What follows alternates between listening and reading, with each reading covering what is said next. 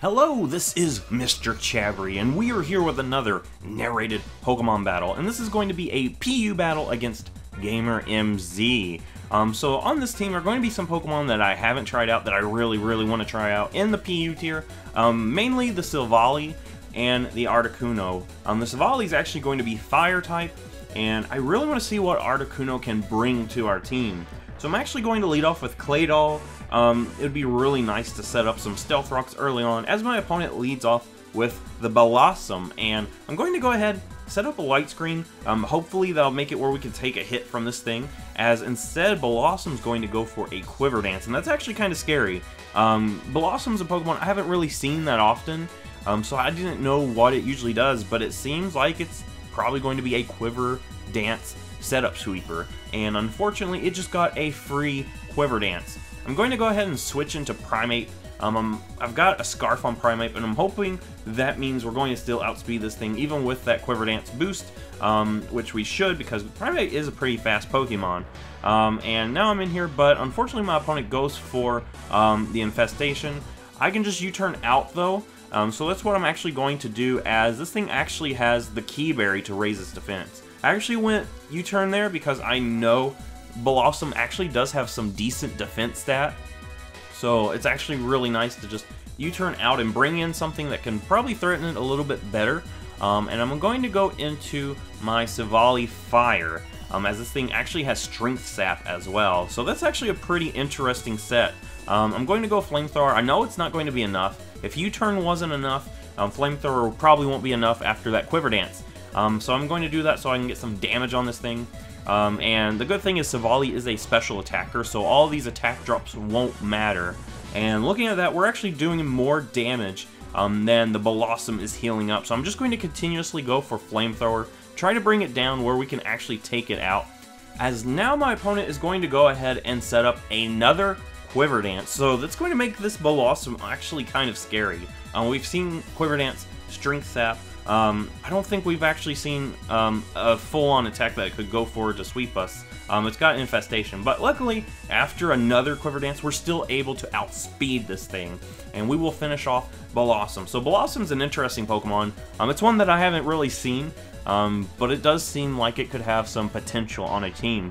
So now, my opponent brings out the Dusknoir, and I'm going to go ahead and set up a Parting Shot. I know Dusknoir does have decent attack, and it also has decent bulk as well. Most of the time, when you see this thing, it's usually like a Trick Room Sweeper or something like that. I'm going to go ahead and go Parting Shot. That will reduce this thing's attack, and go into Qwilfish. Qwilfish will also reduce this thing's attack. And that's actually going to be very nice for us, because this thing's actually going to pop its Z move. And with both of those attack drops there, plus me having my defensive wall out here, that's just going to make it a lot harder for this Dusknoir to do any sort of damage. So we're going to see this animation of the Ghost Arms come out, and it's going to do barely anything. That would have actually done a little bit more, but I'm fine with how much it did. I'm going to Taunt here. I know this thing often has like some, you know, setup moves, kind of like Will-O-Wisp, maybe even Trick Room it might have. So I'm just going to go ahead and Taunt, as my opponent actually just goes for the Earthquake. So this thing might not have any sort of other moves other than mostly offensive moves, I guess. But Earthquake is going to be enough to chunk our Qwilfish, even though we reduce this thing's attack so much. And Qwilfish will actually only take one more, so that means if I don't switch out here, we will lose our Qwilfish.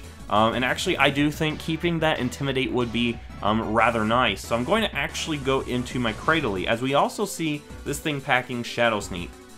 The good thing is, Cradily does have some good bulk, so we take that really nicely, and we just go ahead and heal up most of that damage anyway. So now, my opponent reveals the Ice Punch. So, honestly, I don't know this thing's full-on moveset. It's got Ice Punch, Earthquake, Shadow Sneak, and probably some other ghost move to power up that Z move.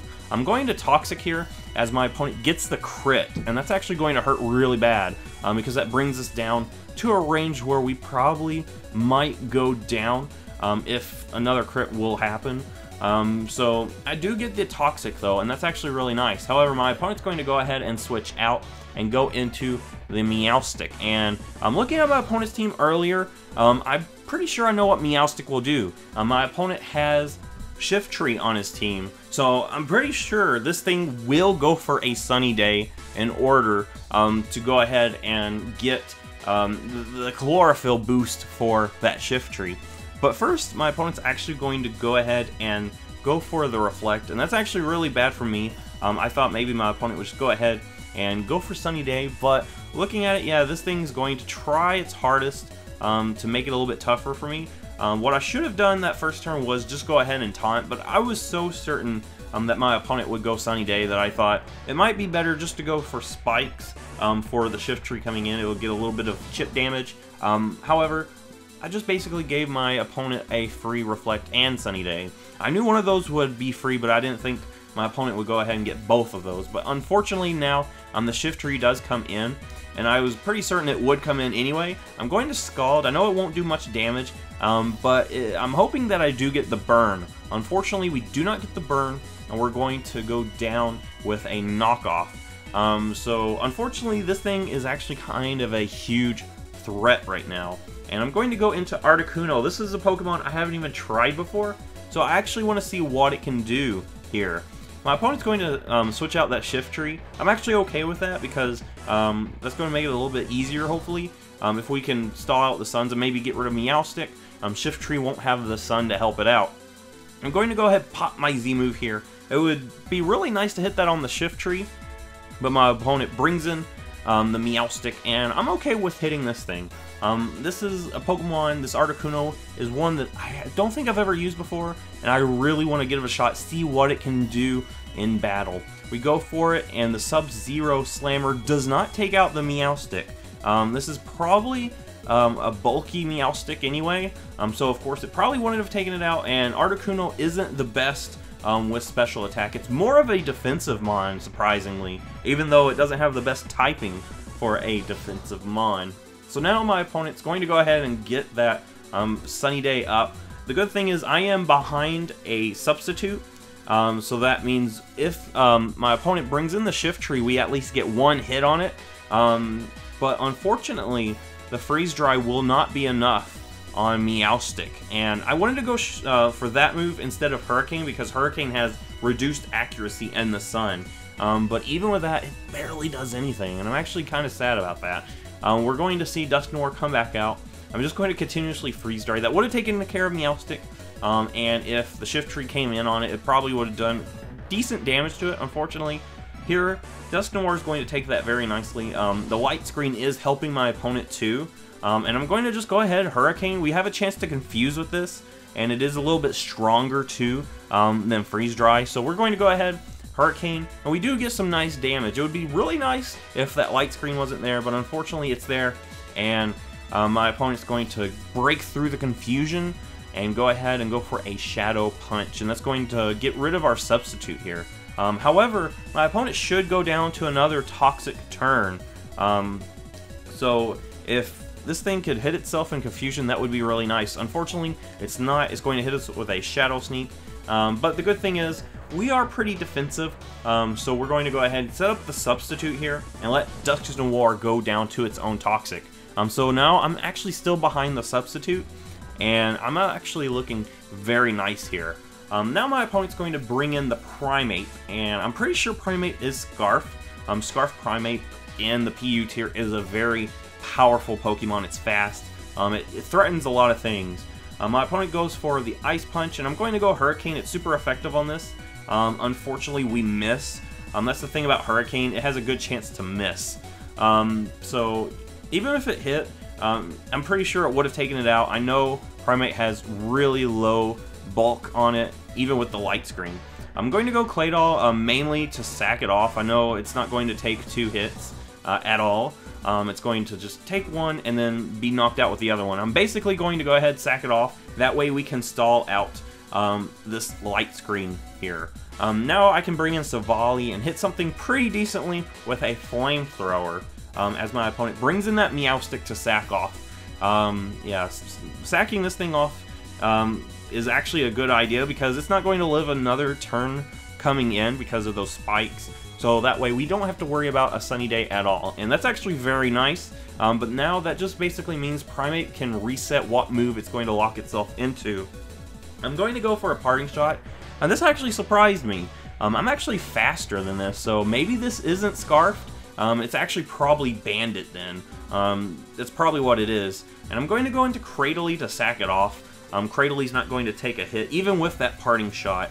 But I needed to sack something off so I can try to, strategically play around this Primate. This thing is actually a big threat, especially now that we're pretty sure it might be Choice Banded. And since I'm pretty sure it is Choice Banded, I'm actually going to go into my own Primate, who is actually Choice Scarfed. And that just means I am faster. I'm going to go for a close combat. Primate isn't the bulkiest Pokemon, so we will take this thing out.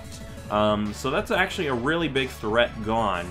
And now my opponent brings in that Shift Tree that I was actually kind of scared of earlier. The thing is, without the Sun, it's not going to be able to do much at all, and Primate will outspeed it with the Scarf and completely demolish it. So we're actually looking really good here.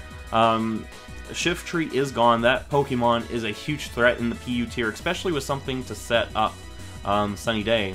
And now my opponent brings in his last Pokemon, Smeargle. Another thing I wanted with those spikes is to break a possible Sash on this thing, because Smeargle will often run Sash, so it can get a Spore off on you. But luckily, the spikes makes it where the Sash would not matter, and we just go for a close combat, and we get a nice victory there. So good game, Gamer MZ. Unfortunately, Articuno wasn't packing as much of a punch as I needed it to. But I mean, that light screen was up, so maybe it would have hit a lot harder without that light screen. So if you like this, give it a thumbs up, subscribe, and I will see you in the next Pokemon video.